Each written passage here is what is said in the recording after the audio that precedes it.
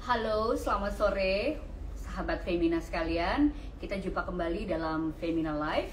Hari ini hari Selasa, tanggal 18 Januari 2022 ya. Apa kabar semua yang sudah di layar? Kita sapa-sapa dulu. Silakan masuk ke rumahnya Femina. Hari ini kita mau ngobrol-ngobrol tentang rumah kita. Kita punya tamu yang sangat istimewa. Kita mau dengar dari dia apa sih tren baru dari hunian di tahun 2022 ini. Ini menjadi sangat penting karena kehidupan kita relatif berubah ya selama masa pandemi ini. Selamat datang semuanya. Halo yang sudah masuk teman-teman, kita tunggu dulu ya. Sudah ada berapa nih yang masuk ke dalam ruangan kita? Halo semuanya. Oke teman-teman, sebelum kita mulai saya mau ngajak teman-teman untuk untuk kita coba masuk ke dalam chat. Siapa di antara teman-teman sekalian yang merasa bahwa kehidupan di dalam rumah selama masa pandemi ini berubah, dan apa yang berubah, terutama yang kaitannya dengan tata letak dan rumah kita. Adakah di antara teman-teman yang misalnya sekarang sudah punya sudut khusus untuk beraktivitas, misalnya bekerja atau juga berwirausaha, yang sebelumnya kita nggak punya sudut khusus itu karena masa pandemi kan kita WFH dan WFO. Silahkan bisa share di kolom komen ya. Oke teman-teman, kita sudah memasuki minggu ketiga di awal tahun 2022. Seperti saya sampaikan, hari ini 18 Januari 2022, jadi persis di pertengahan bulan lebih 2 hari. Pola-pola kehidupan baru mulai terlihat. Kehidupan hibrid kita, online dan offline, tampaknya akan menjadi kebiasaan baru yang bertahan lama. Salah satunya adalah umumnya kita yang bekerja atau juga punya bisnis akan butuh sudut kerja atau sudut pribadi untuk kita beraktivitas di dalam rumah yang cukup nyaman. Nyaman itu adalah antara lain misalnya nggak terlalu ribut, suasananya cukup tenang, mungkin juga terang dekat jendela dan lain-lainnya. Kita tahu sekarang bekerja di rumah itu sepertinya sudah menjadi suatu kebiasaan ya. Artinya kita sudah mapan punya pekerjaan di rumah dan pekerjaan di kantor. Nah, masalahnya adalah tidak semua di antara kita punya rumah yang cukup lapang. Aduh, kita di mana nih sudut kerja yang bisa kita buat? Itu suatu problem juga. Lalu tentang konsep open space yang sekarang banyak disukai di antara masyarakat ini. Tapi sebenarnya konsep open space itu cocok nggak sih dengan keluarga Indonesia, dengan karakteristik dan dengan culture yang berbeda dengan di dunia barat? Saya Peti Fatima dari Femina akan memandu acara kita sore hari ini. Jadi live kita sore hari ini akan membahas topik seputar rumah, soal tren interior rumah 2022. Apa yang kita perlu tahu dan mungkin kita bisa implementasikan ke rumah kita masing-masing. Anda yang mau mengatur ulang interior rumah pada bulan-bulan ini, mungkin ingin penyegaran dan lain-lainnya, atau juga yang mau renovasi rumah, atau yang mau bangun rumah, silahkan bisa menyimak obrolan pada sore hari ini bersama Femina dengan tamu kita, pakar interior kita yang nanti saya akan perkenalkan. Halo semuanya yang sudah masuk, selamat datang di rumah Femina pada sore ini. Tamu kita adalah Mbak Rina Renville, Ketua HDII DKI Jakarta. Dari beliau kita akan menemukan insight bagaimana kita menyesuaikan tata ruang rumah kita untuk kenyamanan seluruh anggota keluarga. Ini terutama yang rumahnya diisi oleh extended family atau keluarga besar. Tidak cuma ada ayah ibu, tapi juga mungkin ada kakek nenek dan lain-lainnya. Sebelum saya berbincang dengan Mbak Rina Renville, saya akan memberikan highlight tren interior 2022 yang diambil dari artikel yang terbit di Femina edisi terbaru Desember 2021 Maret 2022 yang juga ditulis oleh tim dari HDII, yaitu Rina Renville dan Erina Wiono. Berikut adalah contekannya. Yang pertama, ada kesadaran yang meningkat dalam penggunaan ruang bergaya natural. Ruang terbuka dengan sirkulasi udara yang baik semakin diminati.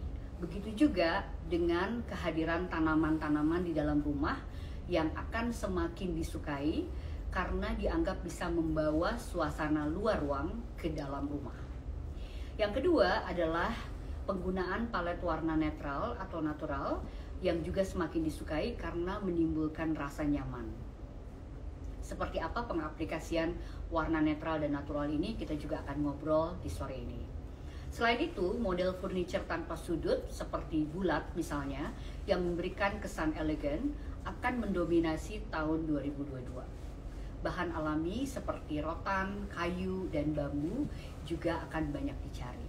Ini juga seiring dengan gaya hidup hijau yang sekarang banyak sekali diadaptasi oleh masyarakat setelah masa pandemi ini ya.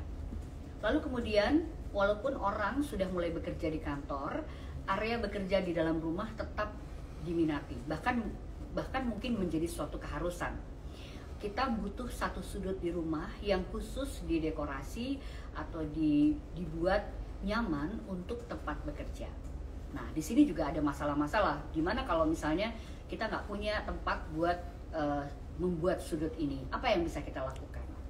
Oke, itu adalah pengantar saya untuk kita nanti ngobrol dengan Mbak Rina Renville dari HDII DKI Jakarta. Saya mau mengundang dulu teman-teman yang sudah hadir, selamat datang. Silahkan, kita mau bicara tentang tren interior 2022. Jadi kalau sudah ada pertanyaan, silahkan bisa tulis di kolom chat. Saya Renville dari HDII DKI Jakarta untuk kita ngobrol-ngobrol sore hari ini mengenai seperti apa sih bentuk interior yang akan muncul di tahun 2022. Nah, ini Mbak Rinanya sudah muncul. Hai Mbak Rina. Halo Mbak Peti, apa kabar? Baik Mbak. Wah, gimana kabarnya tahun? Sehat, Alhamdulillah. Mbak Rina gimana kabarnya Mbak? Baik. Kayak nggak kerasa ya, udah tahun 2022 lagi nih. Bener, udah pertengahan bulan Januari.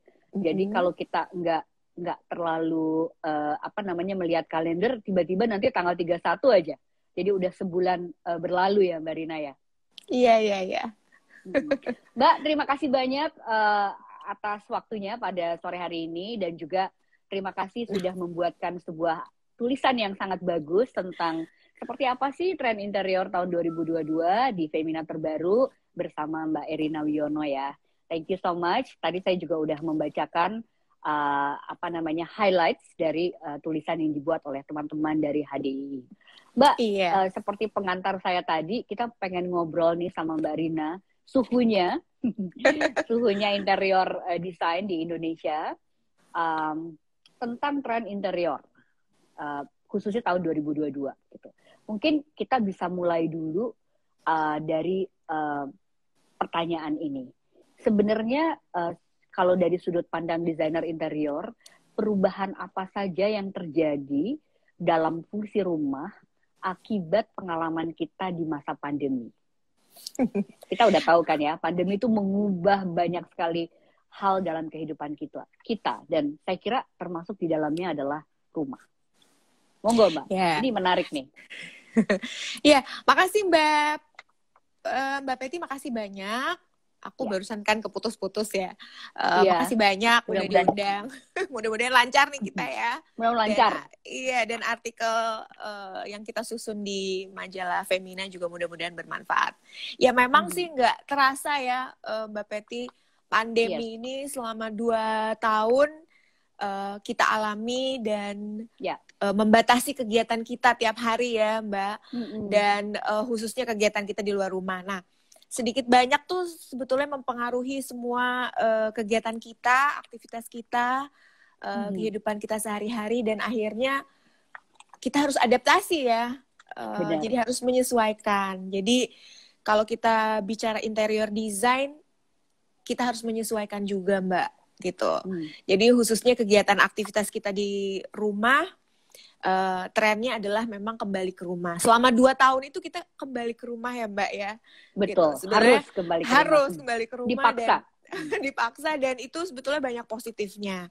Nah, aktivitas kita yang di rumah itu pada dasarnya ngerubah mindset gitu. Jadi yang berubah itu nggak hanya aktivitas kita di rumah, tapi ngerubah mindset kita. Nah, di dalam rumah itu kan kita jadi ingin lebih nyaman lagi, kita mencari ketenangan, lalu kesenangan, dan itu semua kita cari di dalam rumah. Nah, jadi tugasnya interior nih sebetulnya relevan sekali karena interior itu kan tidak hanya mengganti furniture, mengganti warna gitu ya. Tapi kita tugasnya adalah membuat suasana gitu ya. Membuat ruangan itu menjadi lebih baik. Bagaimana caranya kalau desainer interior itu membuat meng-create ruangan itu menjadi lebih tenang, lebih nyaman dan tidak berlebihan. Nah, karena kita balik ke rumah dan kita udah tidak bicara pandemi lagi nih Mbak Peti, kita sekarang bicaranya endemik ya. Artinya kita udah bersahabat gitu dengan suasana yang baru ini. Setelah dua tahun kita sudah beradaptasi dan akhirnya kita berteman. Nah, jadi mungkin kita harus aktivitas kita akhirnya harus lebih produktif lagi di rumah, mungkin bisa di luar, bisa di dalam, tapi kenyamanan yang di rumah itu kita harus terus dapatkan ya untuk memaksimalkan kegiatan kita sehari-hari. Selain work from home gitu ya Mbak Peti, apalagi sekarang orang udah gym from home, ada cook from home. Saya lihat teman-teman ada yang membuat instalasi di rumah, pameran di rumah. Seru ya? Iya, apapun memang bisa dilakukan, harus bisa dilakukan dalam rumah. Iya.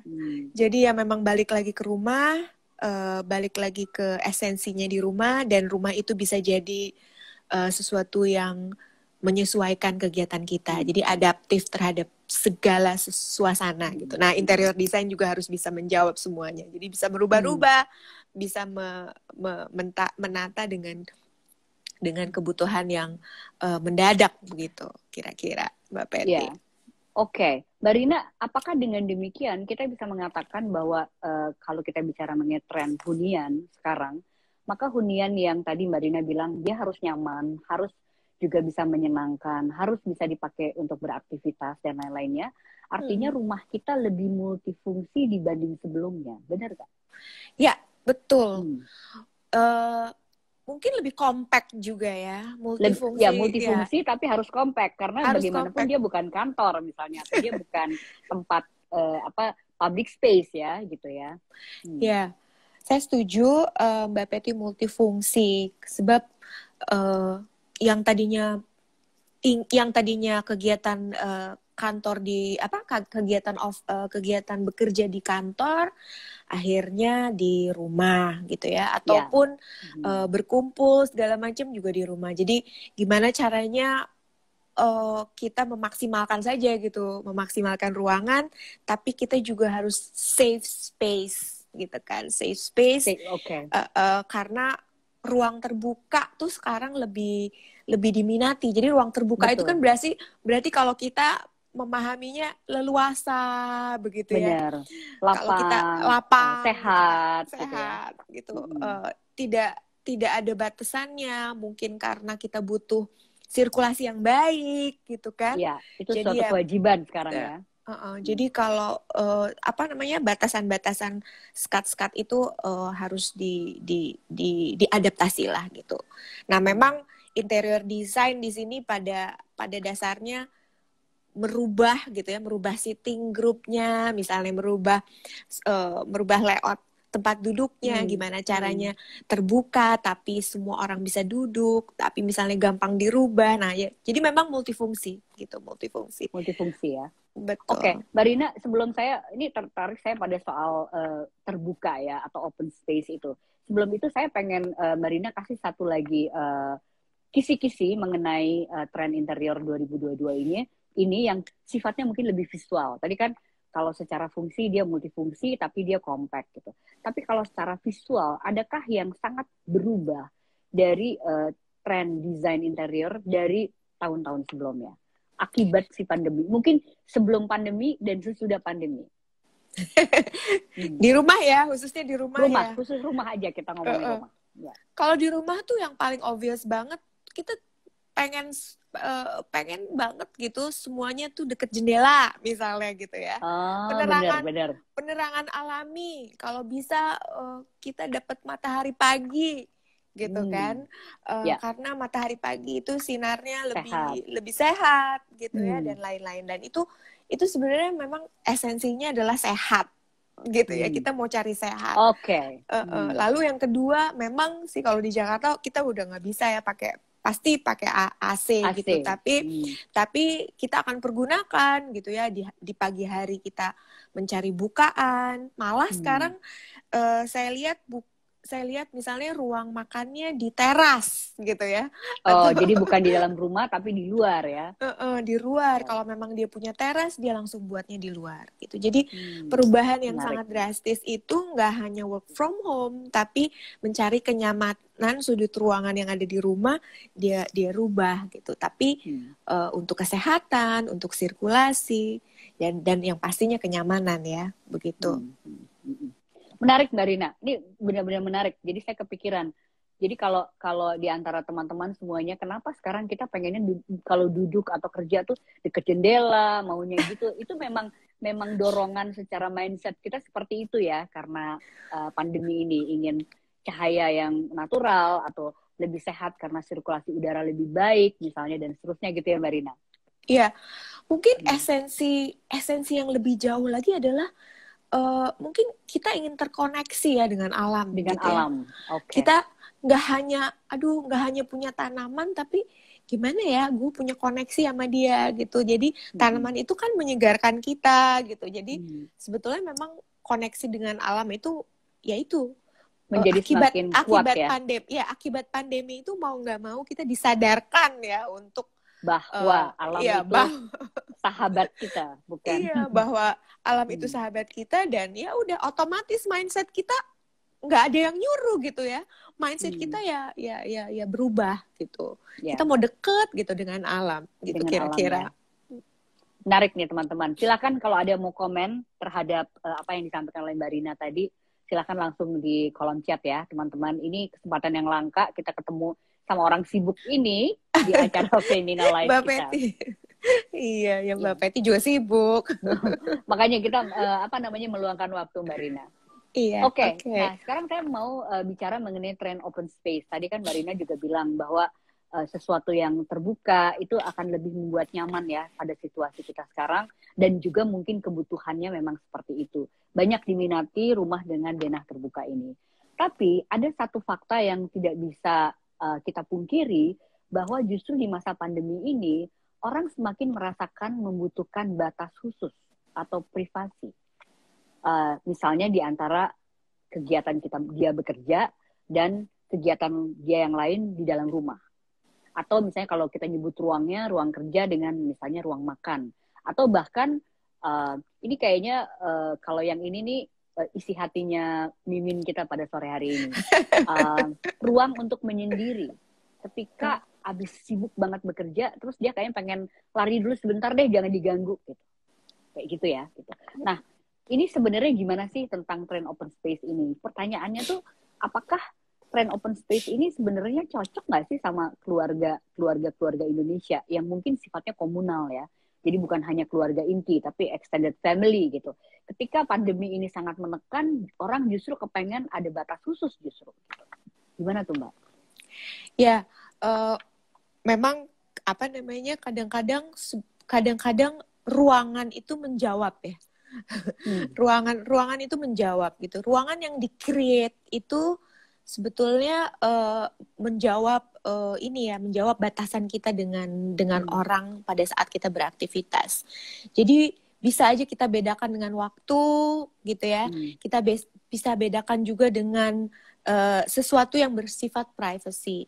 Misalnya nih ya, memang kita butuh open space. Kita lihat dulu memang kebutuhannya gitu. Open space itu memang tergantung keluarganya ya, cocok apa enggak sih gitu ya, cocok apa enggak sih. Ternyata banyak yang bekerja gitu. Nah kalau bekerja kan butuh privacy dan butuh quiet room gitu. Tapi ternyata tapi banyak anak-anak atau misalnya banyak orang tua. Nah mungkin kita lihat dulu porsinya. Nah mungkin ada satu titik yang hanya kita kita gunakan untuk ruang keluarga gitu ya.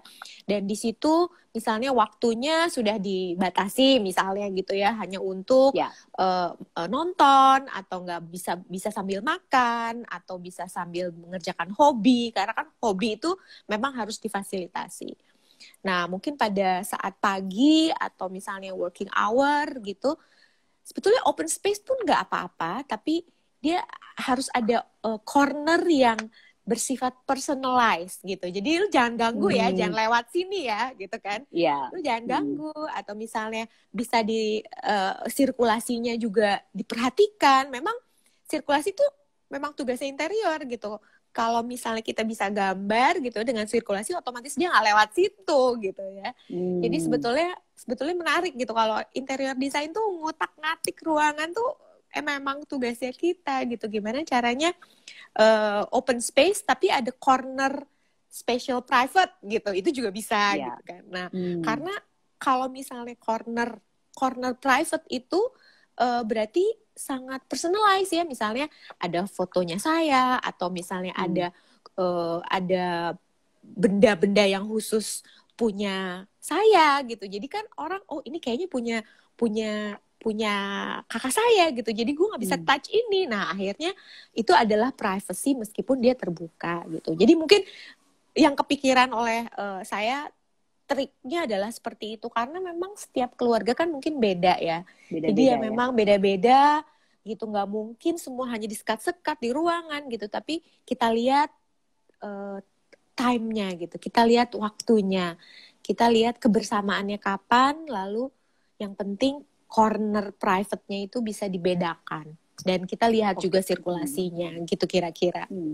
Ya, jadi secara umum memang ada baiknya kita punya sudut pribadi ini ya. Betul. Untuk kita bisa menenangkan diri, atau kita bekerja dengan tenang, dan seterusnya gitu ya Mbak Rina ya. Apalagi kan tadi sudah disampaikan, ini bukan pandemi lagi, ini udah endemi. Jadi semua akan menetap dalam waktu yang cukup lama. Iya, makanya kalau kita bicara sudut pribadi ya, namanya juga private gitu. Jadi ya mungkin benda-bendanya sangat private, tapi dan di-create supaya ambience-nya itu sesuai dengan mood-nya dia gitu. Nah, itu udah dinyatakan ini adalah corner khusus aku gitu kan. Tapi mungkin orang lain boleh pakai, tapi pasti akan berpikir dua kali gitu. Akan berpikir dua kali, wah ini kayaknya cornernya sudah personalized gitu. Jadi tidak. Ya, ini cornernya mama gitu kan, atau cornernya adik gitu, atau cornernya siapa betul. Oke. Mbak Rina, saya pengen mengeksplorasi tentang sudut pribadi ini, hubungannya dengan sudut kerja. Kita tahu bahwa rumah kita ada yang rumah kecil, ada yang rumah besar, ada rumah yang sedang, dan seterusnya. Nah, gimana kalau kita rumahnya terbatas secara luas gitu ya, kecil gitu, tetapi kita pengen punya sudut untuk bekerja.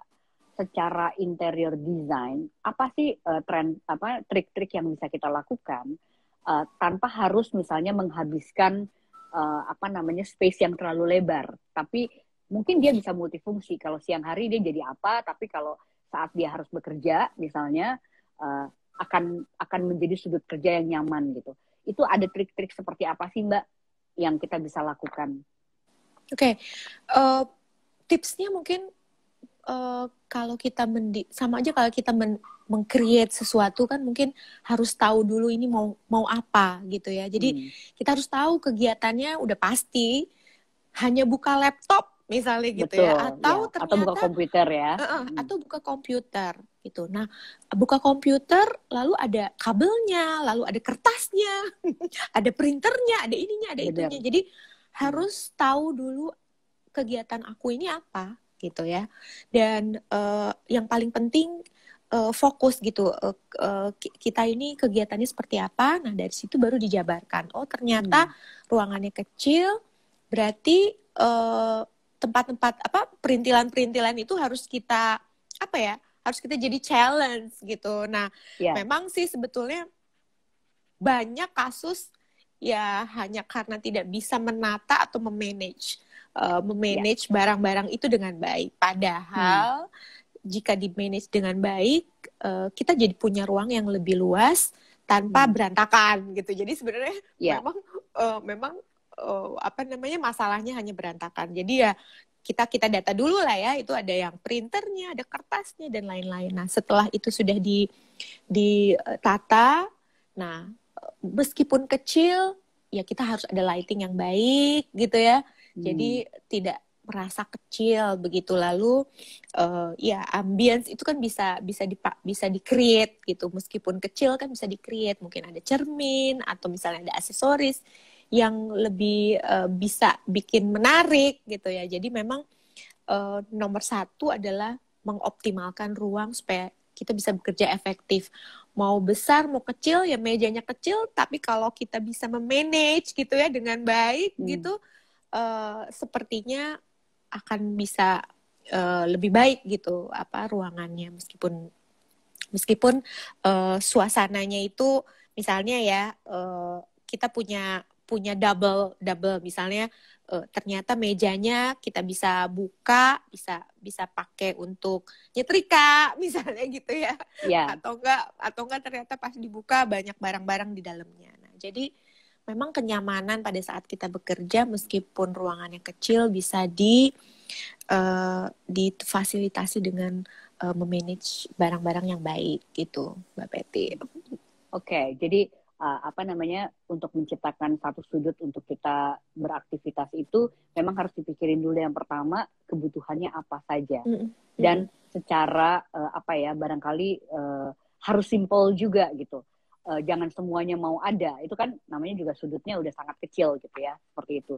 Dan saya setuju kerapihan itu ya, Mbak Rina ya. Kalau bisa semuanya nggak kelihatan gitu, masuk ke dalam misalnya laci atau apa gitu kan, Mbak.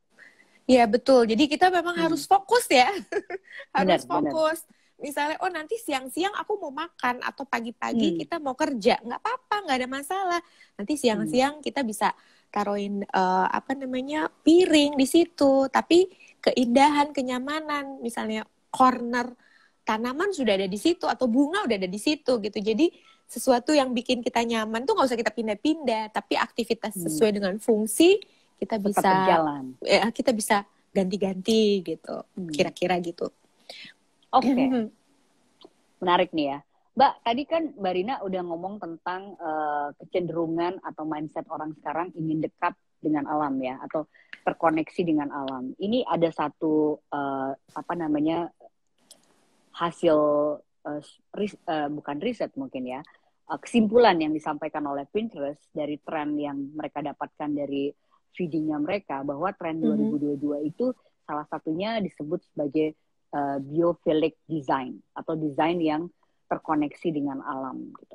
Nah, Mbak Rina bisa cerita nggak sih kalau secara praktisnya tuh desain yang seperti itu seperti apa sih, Mbak? Ya, dan menarik apa ya. yang menarik? Ya, biophilic design itu tadi desain yang terkoneksi dengan alam. Jadi ada satu statementnya bahwa membawa alam ke dalam gitu ya, bring nature to inside. Jadi kalau kita bicara interior, ya kita tambahkan lah, menyatukan sesuatu unsur alam ke dalam ruangan gitu. Tapi yang dimasukkan ke dalam ruangan itu sebetulnya memang tidak hanya tanaman begitu ya, tapi yang penting adalah seperti apa nih penerapannya. Misalnya natural lighting misalnya gitu ya. Material-material yang natural. Nah, itu juga sangat concern gitu. Lalu tanaman sudah pasti ya, tanaman bring to inside itu sudah banyak gitu yang sudah memakainya. Lalu view juga adalah satu unsur yang dipakai dalam konsep biophilic design. Jadi view sudah view melihat alam gitu ya sekarang ya, malah tidak ada batasan gitu. Kacanya dibuka, melihat pemandangan alam, jadi merasakan kita terkoneksi dengan alam. Tapi yang penting sih sebetulnya adalah konsep di balik itu adalah gimana caranya semua unsur-unsur itu ya Mbak Peti, tadi ada material, alam, lalu lighting natural, lalu menyatukan tanaman di dalam di dalam ruangan, tapi yang penting adalah semua yang dikerjakan unsur-unsur itu bisa nggak nge-improve kehidupan lo gitu kan.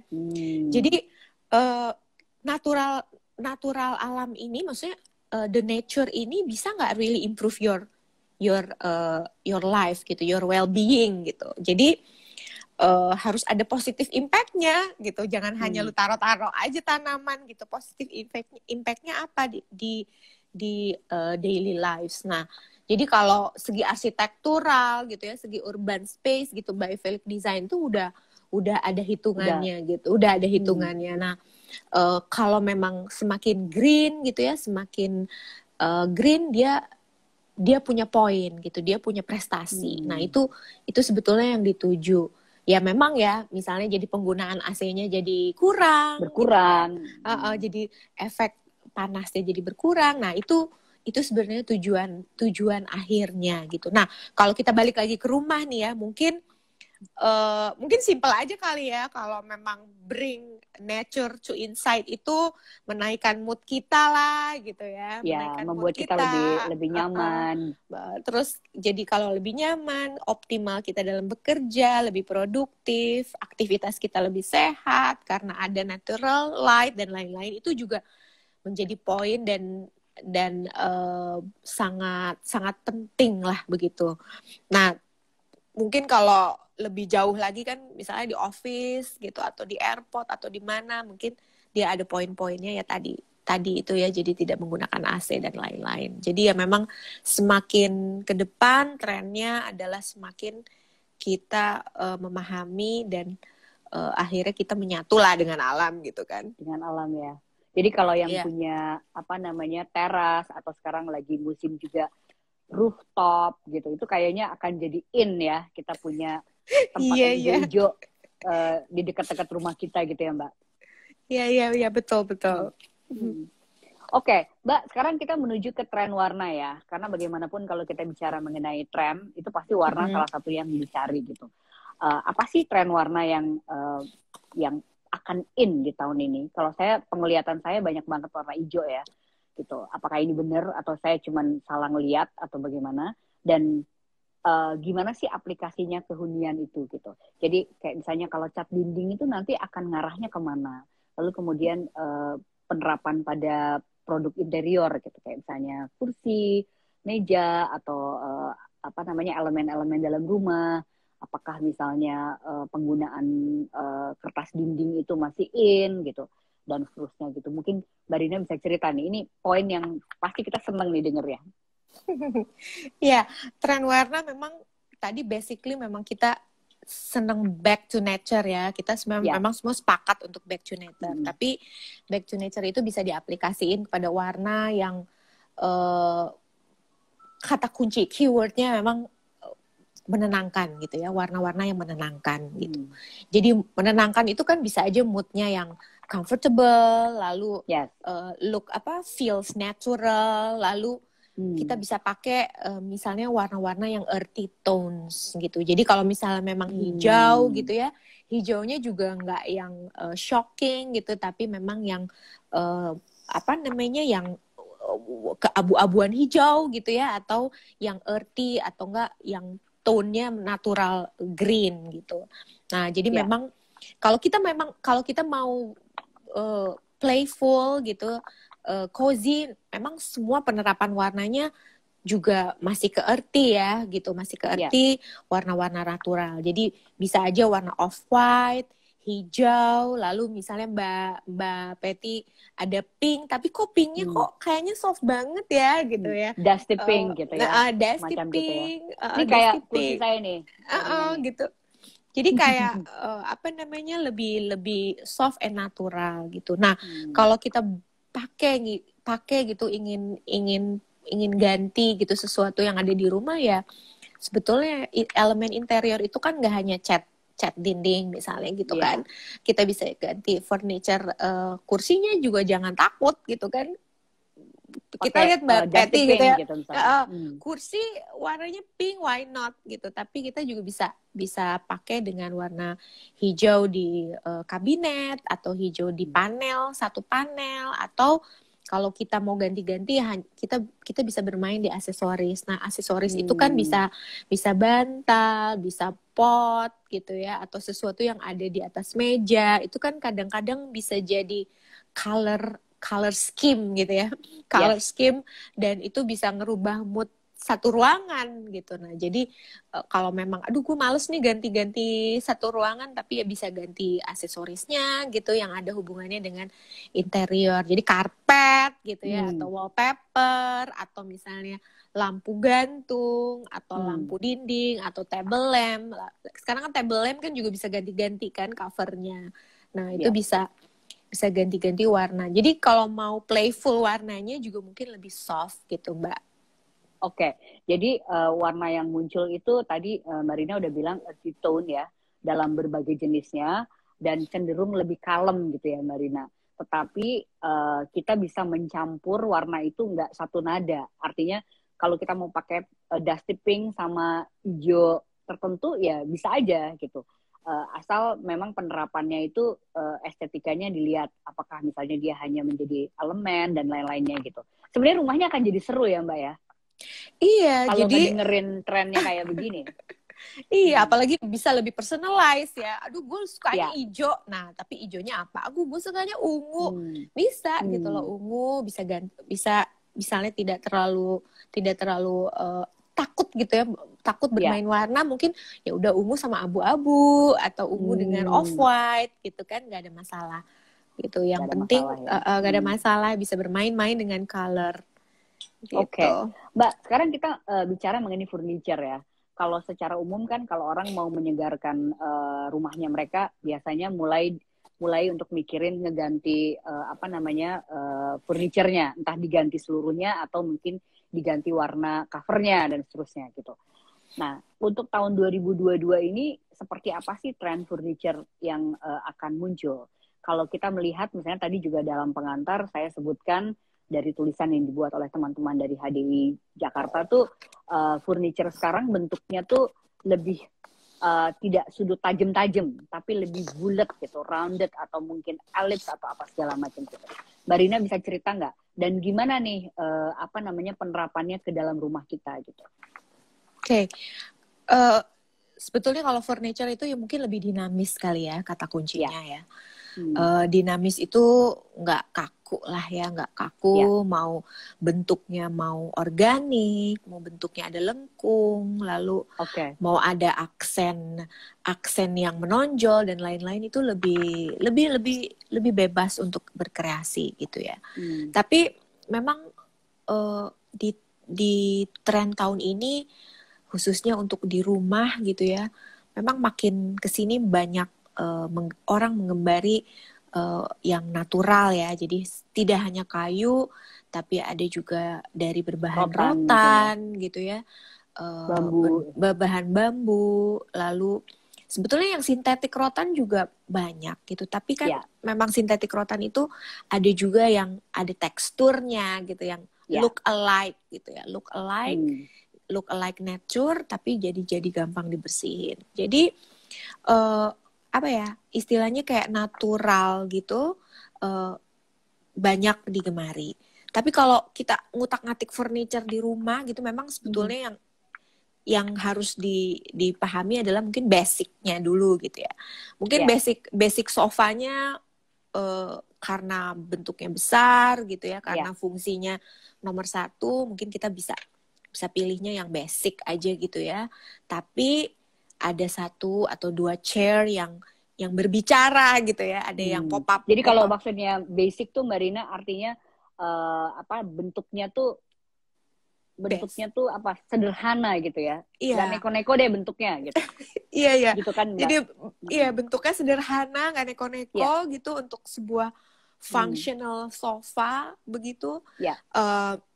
Tapi kita bisa mensiasati, misalnya mengganti materialnya yang mix with texture gitu ya.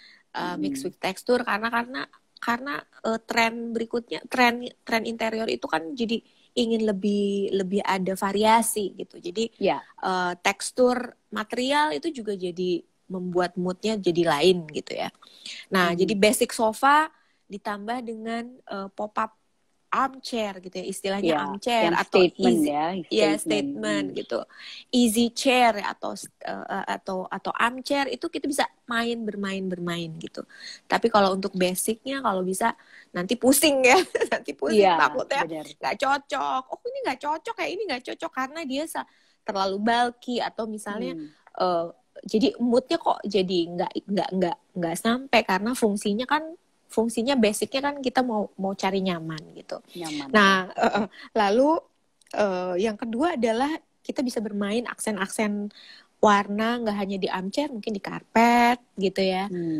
Karena kan furniture itu juga bisa berbicara kalau elemen di sekelilingnya juga menunjang gitu. Jadi ya balik lagi tadi Mbak Peti, furniture mungkin lebih dinamis, tapi harus dilihat juga penggunaannya. Kalau untuk one corner yang sangat cozy, yang instagramable, boleh lah ya. Benar, gitu. Boleh. Tapi kalau untuk yang fungsinya benar-benar jelas gitu, kamu mesti nonton yang lama banget, ntar sakit belakangnya deh. Udah basic aja deh gitu. Nanti tinggal ditambahin puff atau yang lain-lain. Nah, kalau bicara rotan gitu ya, semua orang sekarang udah kayak istilahnya bukan boho ya, bener-bener natural look gitu ya, natural look sampai lighting, sampai apa, karena kita ya cinta lah ya sama material Indonesia gitu. Nah itu juga jadi tren banget dan kita harus bersyukur karena itu cocok banget di tropical dengan Indonesia gitu ya. Udah gitu kita bisa membeli dengan harga yang lebih murah karena di sini sumbernya di kita ya, di Bali misalnya atau Cirebon, Bandung gitu. Iya. Keren ya. Dan kalau misalnya nggak mau terlalu natural nggak apa-apa. Jadi basic sofa ditambahin dua atau 3 round table atau misalnya armchair yang terbuat dari rotan, dan sekarang juga rotannya ada yang di mix gitu ya dengan kayu dengan puffnya yang lebih nyaman, jadi memang bisa lebih beragam begitu.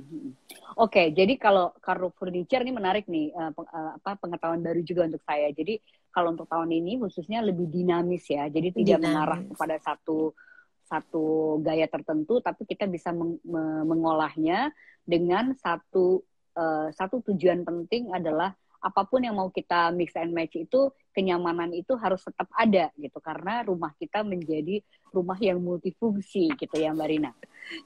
Iya betul. Ingat multifungsi banget sekarang. Multifungsi banget nih. Oke Mbak Rina, ini udah ada beberapa pertanyaan dari audiens, tapi sebelum saya bacain pertanyaan, saya mau tanya.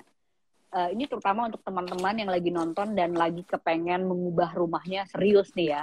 Itu mungkin renovasi atau bikin rumah baru dan segala macam. Kapan sih kita itu perlu menyewa seorang jasa desainer interior? Kapan kita mungkin kasih aja sama yang memang ahlinya. Jangan kita yang mengerjakan, karena mungkin itu akan justru menjadi lebih lama dan lain-lainnya. Dan gimana sih cara memilih jasa ini agar sesuai dengan kebutuhan kita dan juga mungkin sesuai dengan budget kita? Monggo Mbak. Oke. Sebetulnya desainer interior itu juga sama kayak dokter ya. Sama kayak dokter gitu. Jadi kayaknya gue punya masalah atau gue punya keinginan, terus gimana ya, gue bingung gitu kan. Nah, desainer interior itu sebetulnya memberikan solusi, memberikan arahan, memberikan panduan lah gitu ya. Jadi kapan sih kita perlu desain interior? Sebetulnya anytime ya. Kita mesti tahu dulu kita butuh gitu ya. Kita butuh mau apa? Nah itu kita baru kita akan mencari desain interior gitu. Misalnya kita mau punya rumah baru, atau misalnya kita ingin buat suasana baru, atau kita ingin mengextend rumah kita dan lain-lain. Atau mungkin kita, kok rumahku kayak nggak nyaman ya. Nah itu berarti ada masalah. Ada masalah. Masalahnya nggak bisa diselesaikan cuman ngelihat Instagram ya. Iya. Nah gitu, jadi ada masalah ya. Nah kalau memang ada masalah berarti harus ke spesialisnya atau ke expertnya, yaitu desainer interior. Nah sebelum kita milih, sama aja ya, kita harus paham dulu maunya apa, atau kita pilih-pilih desainernya tuh sebenarnya kita mungkin pakai logika aja ya. Jadi kita harus tahu dulu orangnya. Misalnya sama kayak kita milih dokter, backgroundnya apa, portofolionya gimana, dia ngerjain apa sih? Oh dia ngerjain kantor, ya udah berarti cocok nih gue mau ngerjain kantor gitu. Atau misalnya oh dia teman aku, atau misalnya dia referensinya baik. Dan ternyata memang mungkin yang terakhir adalah memang cocok-cocokan ya gitu. Tapi kan kita harus bisa komunikasi dulu, harus bisa realistis dulu dengan seorang desainer, keinginan dan kebutuhannya bisa dipahami atau enggak. Nah dari situ kita bisa bekerja sama lah dengan seorang desainer. Oke, jadi memang kalau kita mau memakai jasa seperti juga bidang yang lain, kita harus punya koneksi dulu ya. Kita terkoneksi dengan si pemberi jasa ini sehingga apa yang kita inginkan bisa kita komunikasikan dan dia mengerti apa yang kita inginkan gitu ya. Apalagi ini kan rumah ya Mbak Rina ya. Iya, tapi kalau kita bicara profesi desain interior gitu ya, sebetulnya siapapun, apapun, kita harus bisa memahami klien, kebutuhan ya, gitu ya, kebutuhan klien. Nah, klien itu berupa punya masalah apa, dia mau membuat apa, sebetulnya itu bisa diformulasikan lah oleh desain interior, karena memang desainer interior adalah sama seperti dokter gitu ya, memberikan solusi ruang gitu ya. Jadi kalau misalnya solusi ruang gitu. Jadi kalau misalnya teman-teman membutuhkan desainer interior juga mesti paham dulu nih, desainer interior itu memberikan jawaban atas solusi ruang gitu. Jadi ruangan gue mau ini, ruangan aku mau lebih efektif, ruangan gue mau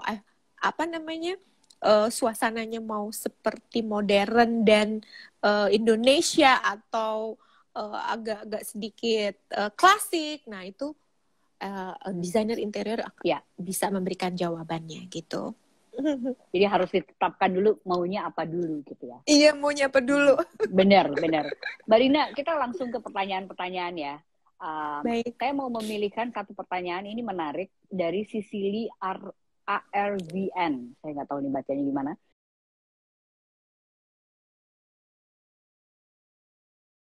Hai Sisili, mudah-mudahan masih ada dalam ruangan. Sisili ini bertanya mengenai wallpaper yang seperti apa yang akan tren di tahun 2022 ini. Ini penggemar wallpaper sepertinya. Hai Mbak Rina. Nih, sepertinya Mbak Rina hilang lagi nih. Hai Mbak, teman-teman, kita tunggu ya. Ini sepertinya jaringannya kurang baik. Terima kasih teman-teman yang sudah memberikan pertanyaan-pertanyaan. Saya lagi live. Wah, Mbak Rinanya live ya. Sebentar.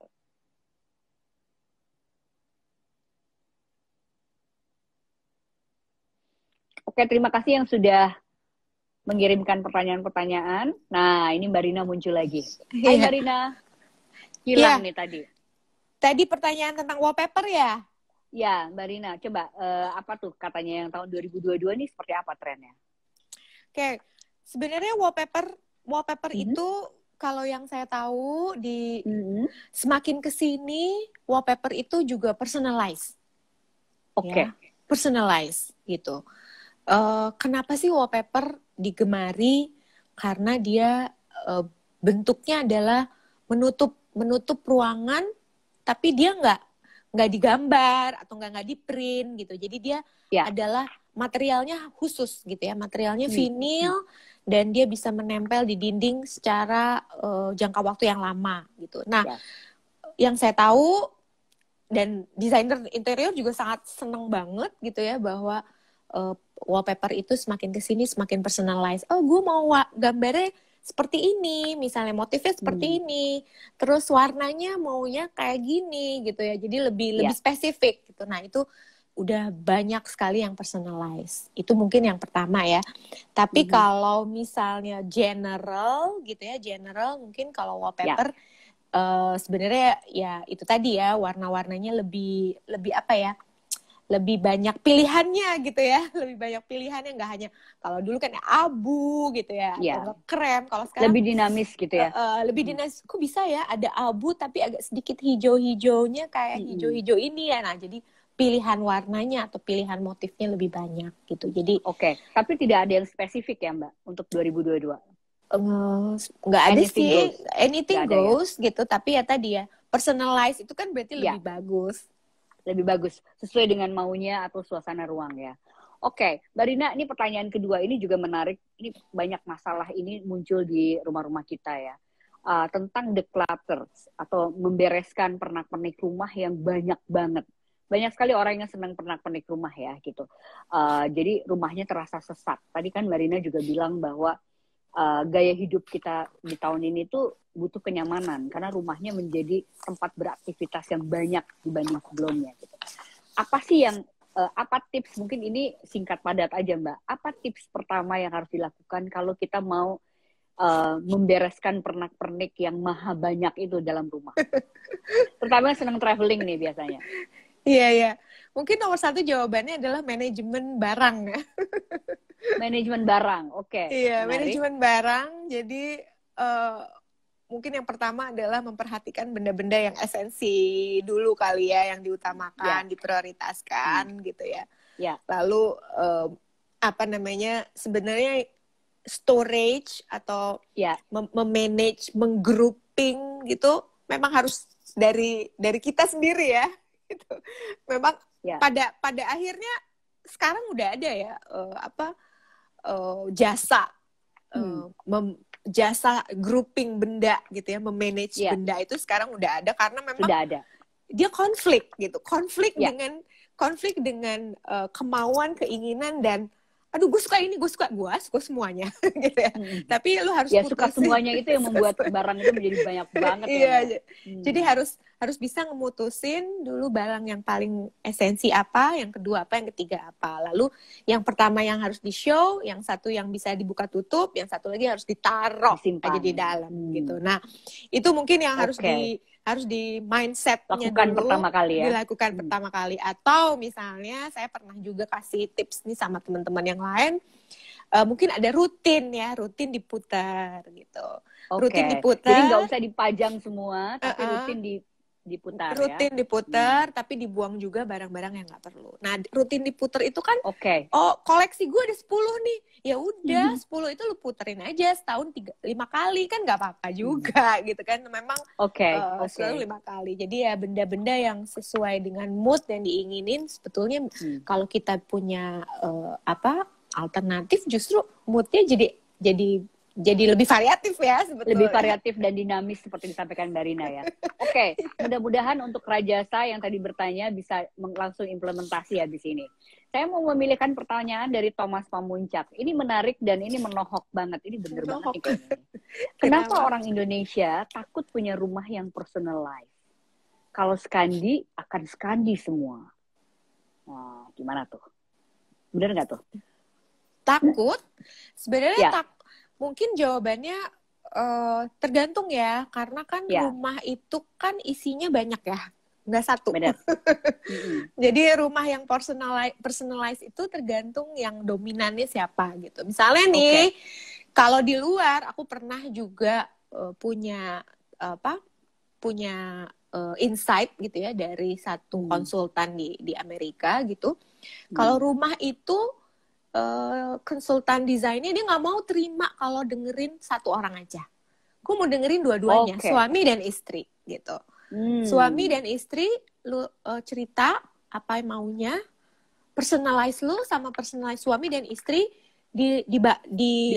disatukan. Nah, itu yang jadi prioritas. Nanti yang keduanya baru anaknya.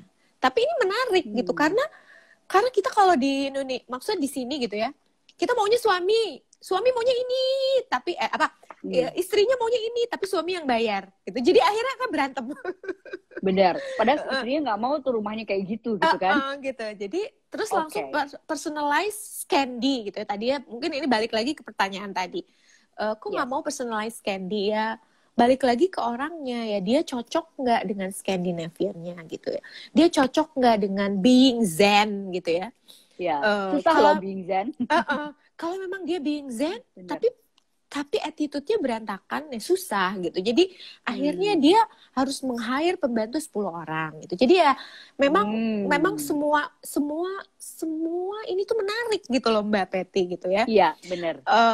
Nggak gampang nge-personalize sebuah rumah, dan akhirnya kalau kita nemu gitu satu orang yang dia bisa gitu implementasi personalize-nya di personality-nya di dalam rumah tuh kita seneng. Oh, ini rumah lu banget gitu. Ya, benar. Nah itu berarti dia tepat gitu ya, dia mau Scandi dikit tapi Indonesia dikit, tapi berantakan dikit tapi ini dikit. Nah itu berarti benar-benar your personality gitu. Mungkin itu kali ya aku. Betul. So your home, your personality. Jadi nggak usah takut untuk bisa mix and match sesuai dengan apa yang kita pikirkan mengenai rumah kita. Karena rumah kita udah punya kita kan Mbak Rina ya. Iya. Bukan rumah contoh loh ya gitu teman-teman. And then your everyday life gitu kan. Ya, it's your everyday life. Apakah saya masih bisa satu pertanyaan lagi? Bisa ya. Oke Mbak Rina, ini banyak sih pertanyaannya, tapi ini saya tertarik sama pertanyaannya Feluki. Mahal nggak sih bayar interior design? Ini mahal, pertanyaan ya? Susah ya. Pertanyaannya gampang, jawabnya susah. Tapi barangkali Mbak Rina bisa memberikan perspektif sebenarnya berapa budget yang harus kita siapkan persentase kalau kita mau menggunakan jasa ini gitu. Mungkin ada masukan buat teman-teman. Oke. Ya. Menjawab pertanyaan mengenai mahal nggak membayar jasa interior design. Itu mungkin sama dengan, mungkin yang paling gampang kita analogi lagi dengan dokter ya, gitu ya. Benar. Jadi kita punya profesi yang spesifik gitu ya. Kita itu bukan mendekor, kita juga bukan mengutak-ngatik saja, tapi kita memberikan analisa gitu ya, memberikan solusi, kita menggambar, kita memberikan visual gitu ya. Kita hasil akhirnya adalah memberikan visual. Nih loh gambar kita yang ruangan kita nanti tuh seperti ini loh. Nah, visual itu adalah spesialis gitu ya, spesialis profesi kita, dan itu ya dibayar dengan rate gitu ya, dibayar dengan tertentu rate gitu, rate tertentu. Nah, sebetulnya specific rate itu kalau di Indonesia gitu memang sudah ada standarnya, sama dengan dokter gitu ya, sama dengan dokter. Nah, mahal atau tidaknya itu sebetulnya relatif gitu ya. Relatif artinya yang mau didesain itu apa sih gitu kan. Ruangan atau rumah atau kantor atau airport itu sebetulnya hitungannya sebetulnya logika gitu ya, logika. Jadi kita membangun misalnya membangun dengan amount yang sebesar ini gitu ya, tapi pekerjaan kita adalah membuat pekerjaan ini menjadi berhasil. Nah itu ada hitungannya. Nah hitungannya itu misalnya persentase. Persentase itu rata-rata misalnya 10%, 5%. 10%. Itu 10%, 5% itu make sense gitu ya. Karena kita terbuka gitu ya, terbuka dan membuat semua menjadi profesional. Nah itu, kalau misalnya mendapatkan mahal banget ya, nah itu mahalnya kenapa? Mungkin karena pasti ada alasan tertentu ya. Pada alasan tertentu, misalnya mungkin udah jam terbangnya sudah bagus, tinggi atau banget, experience-nya tinggi dan lain-lain, atau saya mau yang muda, tapi yang muda belum tentu juga dia murah gitu, tapi dia punya standar gitu. Jadi ya kalau dijawab mahal atau tidak ya itu relatif ya Mbak Peti. Namanya juga jasa begitu. Ya, tapi ada rate tertentu yang kita bisa cari tahu ya Mbak Rina ya teman-teman. Betul. Jadi seperti juga profesi jasa yang lain, interior design ini sudah ada rate-nya di Indonesia dan hitungannya sebenarnya jelas. Untuk teman-teman yang ini banyak juga, saya minta kontaknya dan segala macam gitu. Silakan Mbak Rina ini main Instagram juga, dicari aja akun Instagramnya, teman-teman bisa DM ya Mbak Rina ya, nggak keberatan kan? Nggak keberatan. Aku Rina Renvil. Yes. Oke teman-teman, Mbak Rina, kita harus sudah menutup pembicaraan kita, obrolan kita sore hari ini. Terima kasih banyak untuk ide-ide segar tentang rumah kita yang disampaikan oleh Mbak Rina, Ketua HDII DKI Jakarta. Terima kasih banyak Mbak Rina. Makasih banyak Mbak Peti. Sukses ya. Sampai jumpa kembali ya. Iya, bye-bye. Jangan kapok-kapok kita ketemu. Boleh, ada bisa live. Terima kasih banyak. Thank you Mbak Rina. Bye-bye. Teman-teman, dengan demikian berakhir sudah obrolan kita di Femina Live kita pada sore hari ini. Kita bicara dengan Mbak Rina Renville, Ketua HDII DKI Jakarta. Dan hari ini kita bicara banyak mengenai tren interior 2022. Dan kita tahu bahwa semua orang sekarang ingin dekat dengan alam, dan juga kalau soal warna itu juga merefleksikan warna-warna earth tone tetapi yang lebih dinamis. Mudah-mudahan apa yang kita bicarakan hari ini bisa mendapatkan manfaat untuk teman-teman. Selamat menata rumahnya masing-masing. Pandemi belum berakhir, jadi kita tetap semua harus taat prokes, dan sebaiknya Anda tidak bepergian ke luar negeri dulu sampai situasi lebih membaik.